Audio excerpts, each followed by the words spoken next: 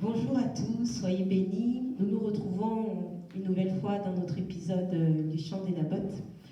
Homme de Dieu, sois béni. Prophète Jean-Jacques, nous te recevons aujourd'hui dans l'émission, nous te recevons à nouveau et aujourd'hui nous échangerons sur un autre thème. Nous parlerons de la reconnaissance. Alors, dans le langage courant, nous parlons de reconnaissance dans le sens de reconnaître un bienfait, reconnaître quelque chose ou être reconnaissant à quelqu'un. Mais que nous dit l'Éternel, que nous disent les Écritures au sujet de la reconnaissance? Sois béni, sois béni.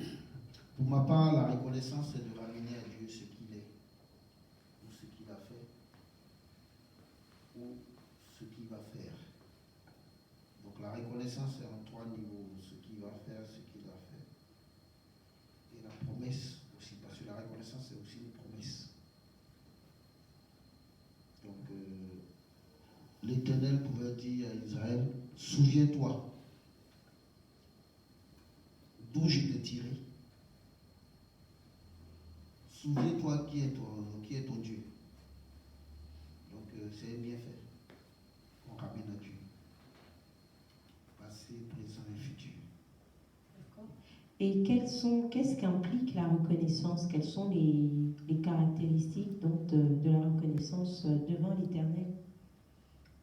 Pour la reconnaissance, il faut le partager en trois: amour, fidélité et justice.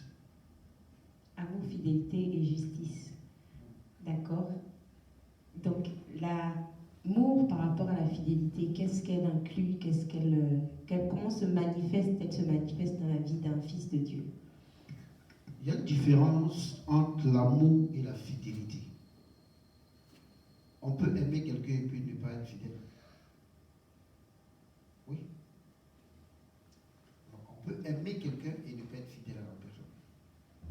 Donc, l'amour est la base sur laquelle tout le monde l'amour est la base de toute chose. Mais celui qui a connu l'amour peut rechercher la fidélité. Donc, la Bible dit que Jésus a été fidèle jusqu'à la mort. Il aurait pu renoncer à Gethsemane. Il aurait pu renoncer chez Ponce Pilate. Mais la fidélité, c'est jusqu'à la mort. Donc, on peut mourir par amour. Parce qu'on aime, on peut mourir par chagrin. Tout ça, ça fait partie de l'amour. Quand on parle d'amour, on parle de chagrin, soucis, plein de choses. Mais la fidélité, c'est au-delà de l'amour. Aller au-delà. Dieu a tant aimé le monde. Mais Jésus lui a été fidèle. L'amour de l'Éternel, qui a permis que le monde soit impacté de sa parole, est différent de la fidélité. Donc, par amour, Dieu a sauvé, Dieu a tant aimé le monde. Mais par fidélité, Jésus est mort à la croix. Donc la fidélité, c'est agir. Et l'amour, quoique non. Les deux incluent des actions. Je le répète. L'amour, c'est un état d'être. La fidélité, c'est une fin en soi. Donc, Dieu a tant aimé le monde qu'il a donné son Fils unique, Jésus-Christ, afin que quiconque croit en lui soit sauvé. Ça, c'est ce que Dieu dit. Maintenant, ce que Jésus fait de cet amour-là, c'est de finir dans la fidélité. Beaucoup de personnes partent au mariage, mais peu restent dans la fidélité. Puisque lorsque quelqu'un est fidèle, il part de l'amour et il meurt pour sa conviction. Il meurt pour sa conviction. Je donne encore, et parfois je donne des exemples pour quelqu'un qui s'est marié, dont la femme est morte, et puis il ne veut plus se marier, parce qu'il est encore dans le souvenir passé. Ça veut dire que cette personne a aimé la personne jusqu'à la mort. Or, le secret de la mort, c'est la vie. Parce que la mort, c'est un message. Le message de la mort, c'est la vie. Donc, après pendant que nous vivons, nous manifestons l'amour, il serait bien de passer de l'amour à la fidélité. Parce que la fidélité, qui est le symbole de l'amour, va nous ramener la vie que nous devons avoir depuis le commencement. Donc, lorsqu'on dit Dieu a tant aimé le monde, ceux à qui Dieu résiste, c'est ceux qui veulent prendre le monde. Parce que c'est lui qui a le droit d'aimer le monde. C'est lui qui nous aime sans garantie, c'est lui qui nous a aimé le premier. Donc, tout ce qui appartient au monde, l'Éternel l'a voué à la vanité. Et celui qui rentre dans cette vanité devient un orgueilleux. Dieu lui résiste, parce que c'est à lui qu'appartient le monde. Donc, pour le monde, il donne ainsi Jésus-Christ de Nazareth à tous ceux qui vont croire en Jésus. Non seulement il va leur donner la capacité d'être fils de Dieu, mais ils vont trimballer l'amour de Dieu qui lui a donné, cet amour conditionnel qu'il lui a donné d'aimer le monde. Ils auront ça d'abord à la base. Et l'amour de Dieu qu'ils ont à la base va leur permettre de rester dans la fidélité de Dieu. C'est différent de la fidélité des hommes. La fidélité de Dieu, c'est de garder ses préceptes jusqu'à la fin. Donc, c'est pour ça que je donne l'exemple de quelqu'un qui a perdu, qui était avec quelqu'un dans l'amour, qui était fidèle, la personne est décédée. Il n'arrive plus à se remettre. Mais parce que la mort, c'est un message. Le message de la vie se passe dans la mort. Jésus est mort pour que nous ayons la vie. Donc, la fidélité de Jésus-Christ l'a mené à la mort. Et sa mort nous a vivifiés. Donc, nous passons de la mort de Jésus à la vie. Et la vie que nous avons, nous la manifestons dans l'amour. C'est pour ça que l'amour d'un fils de Dieu est inconditionnel. L'amour d'un fils de Dieu n'a pas de raison. Parce que la raison a été payée à la croix de Golgotha. Aimer quelqu'un sans intérêt est manifester la nature de Dieu pour le monde. Donc, aimer quelqu'un, c'est sans intérêt. Raison pour laquelle, la plupart du temps, ceux qui ont raison ne sont pas ceux qui se justifient. Parce que la raison ne se justifie pas, elle est déjà payée à la croix. Satan et ses suppôts accusent, c'est leur droit. Mais leur accusation ne va pas à la croix. À la croix, ils ont été dépouillés. En domination, en autorité, en trône. Et aujourd'hui, l'amour de Dieu nous donne des différents trônes, nous donne des différentes dominations. Il nous donne de pouvoir nous exprimer physiquement sur la terre, mais d'être au ciel. Donc, c'est un peu ce que je peux donner comme explication. Amen, amen. Tu as distingué en introduction la reconnaissance, en tout cas tu l'as définie comme étant adressée à l'Éternel. La reconnaissance est adressée à l'Éternel et elle inclut donc l'amour, la fidélité et la loyauté. Seulement, dans ce que tu viens de décrire et d'expliquer, c'est donc d'aimer les hommes et d'être fidèle dans ce que nous faisons. Je me pose la question, donc comment quelqu'un qui veut être reconnaissant à l'Éternel, qui est serviteur, qui est dans un ministère, comment il articule cela en fait? Parce que c'est vers Dieu, mais c'est décrit et tourné vers les hommes. Comment c'est manifesté? C'est la raison pour laquelle on appelle un serviteur homme de Dieu. C'est tout ce que ça veut dire. Homme de Dieu. Homme de Dieu. Tourner vers les hommes qui manifesteront Dieu. C'est ce que ça veut dire. Donc qui ne tient pas compte, qui n'est pas fonction des hommes qui sont en face de lui ou de leur état, je veux parler de la méchanceté, je veux parler de la déloyauté. On parle d'homme fini en Dieu. Homme de Dieu. Homme. Dieu. Homme. Dieu. On parle de la nature d'homme pour mourir en Dieu. Donc, c'est la réponse de ce que je vous explique.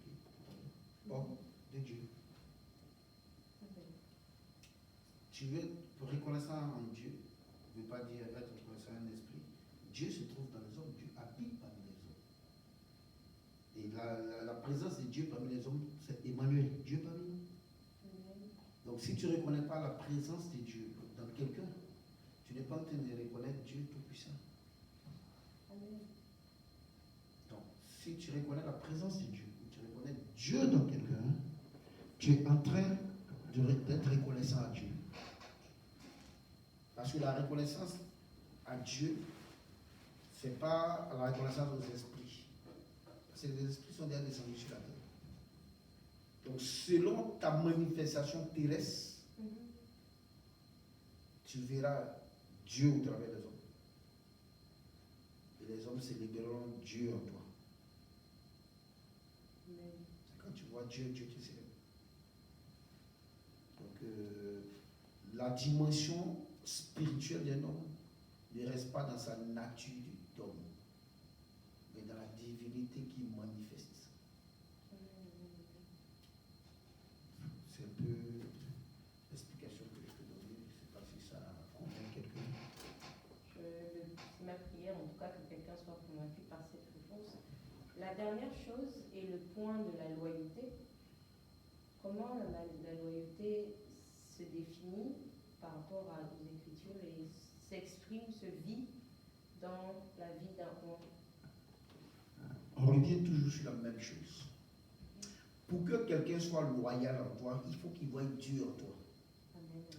David était consacré roi, mais il n'était pas roi.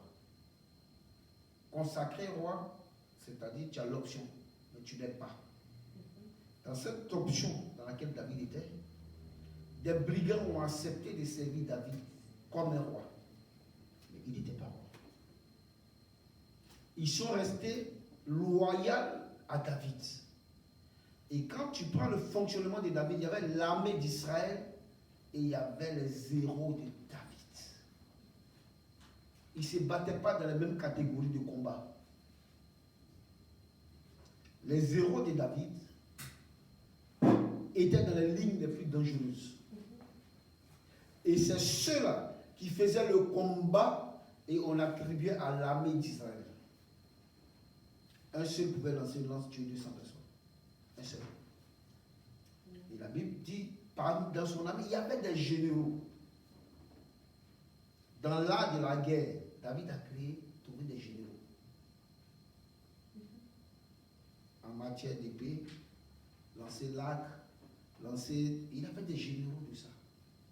Donc ça veut dire que ceux qui faisaient David, ce n'était pas l'armée, mais c'était ceux qui étaient restés loyaux. C'est ceux-là qui sont partis à David à Lo-Débar. L'armée d'Israël n'a pas suivi David à Lo-Débar. L'armée d'Israël est restée en Israël et David est parti à Lo-Débar avec ceux qui lui avaient été loyaux. La preuve en est que Mephibosheth, qui devait aller avec David, s'est souvenu que son grand-père Saül était riche. Lui n'a pas pu suivre David. Mais la Bible dit que quand David revenait de Lo-Débar, il est venu en route, il est venu rencontrer David, il a dit à David, le temps de m'apprêter, tout vous étiez déjà parti. David lui a dit, à partir d'aujourd'hui, tu partageras les biens de ton grand-père avec son serviteur Siba. À cause du matériel, à cause de la table du roi, parce qu'à la table du roi, c'est la tête qui est couronnée, ce n'est pas les pieds. Tu peux escroquer. Mais à la table du roi, c'est la tête qui est couronnée. Donc lui, il a aimé la table du roi. Il a aimé le service royal. Mais il n'a pas compris la loyauté.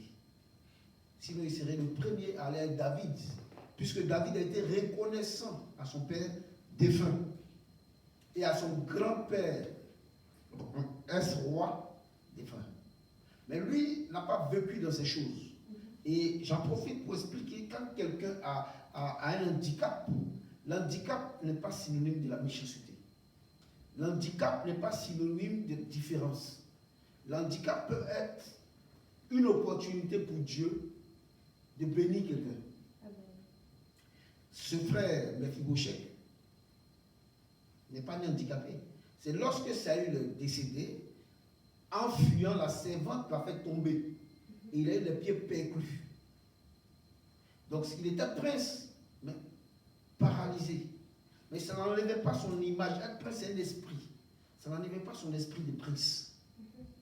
Et quand David a pris son trône, le temps de respirer, il a dit, mais à qui ferait du bien dans la famille de Saoul? On dit, il y a son fils Siba, il y a son fils Mephibosheth, qui lui est allé au débat. C'est comme ça que David dit, allez me le chercher. Et lui-même a dit à David, que vas-tu faire? Que veux-tu d'un chien mort comme moi? Mais David l'a appelé pour le restaurer, pour lui donner la place qu'il devait avoir.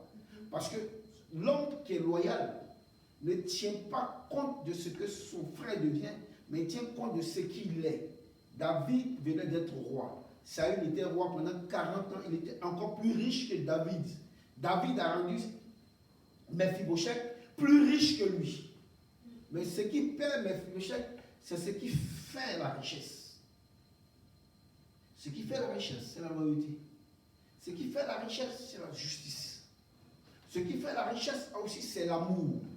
Ces choses, Mephibosheth ne les avait pas. La preuve en est qu'il n'a pas pu suivre David jusqu'à la fin de son épreuve. Il est resté dans tout ce qui était bien à Jérusalem. David a abandonné sa couronne pour aller au débat. Même à l'au débat, ils ont été reconnaissants à David. Pour dire que la fidélité de Dieu, même là où ça ne va pas. Ce frère Mephibosheth, malheureusement pour lui, a partagé tout ce qu'il avait avec Siba, qui était l'intendant de son père Saül. Donc, pour répondre à votre question, sans pareil la fidélité de Dieu. Amen. Est-ce que tu aurais, de Dieu, un mot de fin pour les oins et les serviteurs qui nous écoutent dans le domaine de la reconnaissance et de la loyauté? Le conseil que je peux donner, je ne suis pas mieux que mes pères, mais ce que je sais, de ma petite expérience, travailler pour Dieu n'est pas soupçonner Dieu dans le travail. Lorsqu'on travaille pour Dieu de manière désintéressée, Dieu s'intéresse à notre intérêt et le positionne sur le chemin. Amen, amen. Et avec le temps, nous retrouvons nos rêves. Avec le temps, Dieu nous envoie des gens solides pour maintenir sa parole et pour continuer son œuvre. Et donc, que des personnes soient patientes, ne jugent pas trop tôt, mais qui apprennent à connaître Dieu. On entend parler de Dieu par les pères, mais individuellement, on apprend à connaître Dieu. Le Dieu que tes pères ont connu ne sera pas le Dieu que toi tu verras. Puisqu'il s'est fait connaître d'âge en âge. Si David a été fidèle, étant fils de David, n'a plus besoin d'être fidèle parce que la fidélité fait partie de toi. Tu dois chercher autre chose. Et c'est comme ça qu'on peut parler de père et fils. Parce que ce que ton père a bien acquis comme résultat spirituel, tu ne peux pas le rechercher encore. Cet héritage a déjà non. Il faut rechercher la suite du message. C'est pour ça qu'on parle de la suite des temps. Amen. La suite des temps ne correspond pas à ce que nous vivons aujourd'hui. C'est une suite. Amen. Et l'Éternel est une suite. Amen. Laissons le vent passer. Nous terminons sur ces mots et nous nous retrouvons dans la suite des temps. Que Dieu vous bénisse. Amen.